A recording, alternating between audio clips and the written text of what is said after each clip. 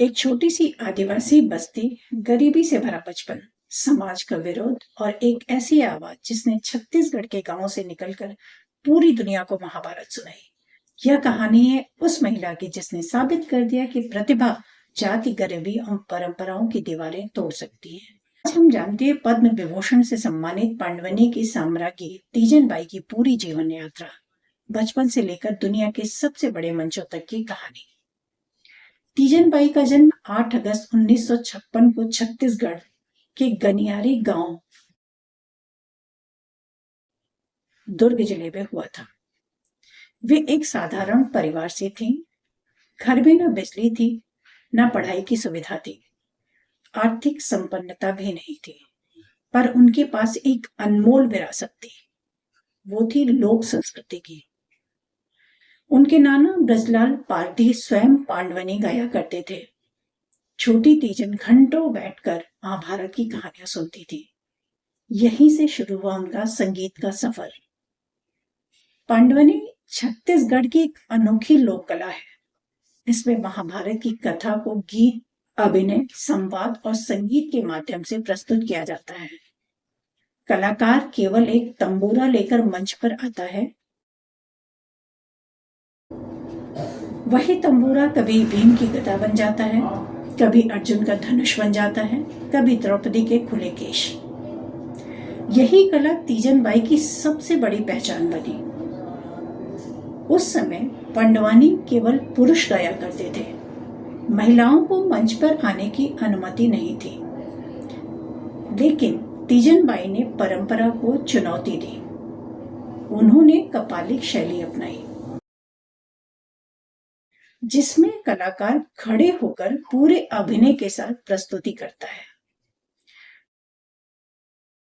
उनकी आवाज बहुत ही दमदार थी, आप लोगों ने सुना होगा, जिससे उनका अभिनय जो था वो जीवंत हो जाता था। लेकिन समाज ने उनका साथ नहीं दिया। उन्हें जाति पंचायत से निकाल दिया गया। परिवार ने विरोध किया, गांव वालों ने ताने दिए, लेकिन उन्होंने फिर भी गाना नहीं छोड़ा। यही संघर्ष उनकी सबसे बड़ी ताकत बन गई। सिर्फ 12 साल की उम्र में उनकी शादी हो गई। 13 साल की उम्र में उन्होंने पहली सार्वजनिक प्रस्तुति की। उनका विवाह हालांकि सफल नहीं रहा। इन सारी कठिनाइयों, जो व्यक्तिगत कठिनाइयां थी, उनको सामना उनका करते हुए भी उन्होंने अपने जीवन का रास्ता जो है कला को ही चुना। उन्होंने तय कर लिया कि अगर जीना है तो पांडवानी के लिए, वरना नहीं। धीरे धीरे आसपास के गांव में उनकी चर्चा होने लगी। इसी दौरान प्रसिद्ध रंगकर्मी हबीब तनवीर की नजर उन पर पड़ी। उन्होंने तीजन बाई की प्रतिभा को पहचाना। तीजन बाई की जिंदगी में ये एक टर्निंग पॉइंट था। यहीं से उनकी जिंदगी में बदलाव शुरू हुआ। तत्कालीन प्रधानमंत्री इंदिरा गांधी के सामने उन्हें प्रस्तुति देने का मौका मिला। इस प्रस्तुति के बाद उन्होंने पीछे मुड़कर कभी नहीं देखा, जरूरत ही नहीं हुई। उन्होंने केवल भारत में ही नहीं बल्कि विदेशों में भी अपनी प्रस्तुतियां दी, जिसमें America, France, Britain, Germany, Australia, Japan, रूस आदि देशों में उन्होंने पांडवानी की प्रस्तुति दी, जिसमें भारत की लोक कला की पहचान बनी। उन्होंने विदेशों में जो पांडवानी की प्रस्तुति थी, उसमें उनका जो भाषा जो थी हिंदी या उनकी लोकल, वो कभी बाधा नहीं बनी।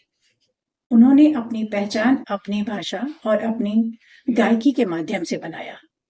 पहली बार दुनिया ने देखा कि भारत की लोक कला कितनी जीवंत हो सकती है। उनकी आवाज भाषा की सीमाएं पार कर गई थी।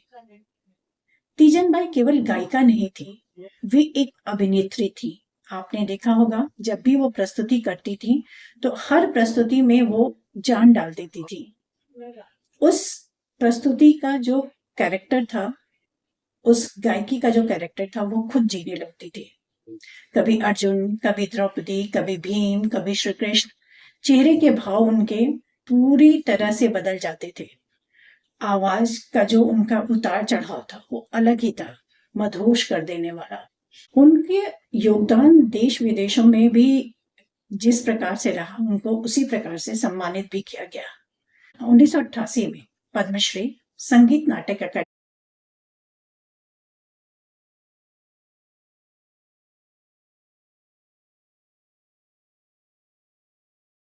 1995, पद्म विभूषण 2003, मानक डिलीट, एम.एस. सुब्बलक्ष्मी शताब्दी सम्मान 2016, फुकुओका प्राइज 2018 जो जापान का था, पद्म विभूषण 2019, संगीत नाटक अकादमी फेलोशिप बाद के टाइम में मिला उन्हें। उन्होंने केवल खुद प्रदर्शन नहीं किया, उन्होंने अनेकों शिष्य बनाए। उन्होंने पंडवनी सिखाया लोगों को, इस परंपरा को वहीं खत्म नहीं होने दिया, आगे बढ़ाया। अगर कला अगली पीढ़ी तक नहीं पहुंची तो पुरस्कारों का कोई अर्थ नहीं है। जीवन के अंतिम वर्षों में भी वे सांस्कृतिक कार्यक्रमों में सक्रिय रही और नई पीढ़ी को प्रेरित करती रही। लंबी बीमारी के बाद 5 जुलाई 2026 को रायपुर में उनका निधन हो गया। उनके जाने के बाद देश भर में शोक व्यक्त किया गया। उन्हें भारतीय लोक कला की अपूरणीय क्षति बताया गया। तीजन बाई केवल एक लोक गायिका नहीं थी, वे उस भारत की आवाज थी जहां मिट्टी में संगीत है, जहां महाभारत केवल किताब नहीं बल्कि पीढ़ियों की जीवित स्मृति है। उन्होंने यह साबित किया कि गरीबी किसी प्रतिभा को रोक नहीं सकती और एक महिला सदियों पुरानी परंपरा को बदल सकती है। आज तीजन बाई हमारे बीच नहीं है,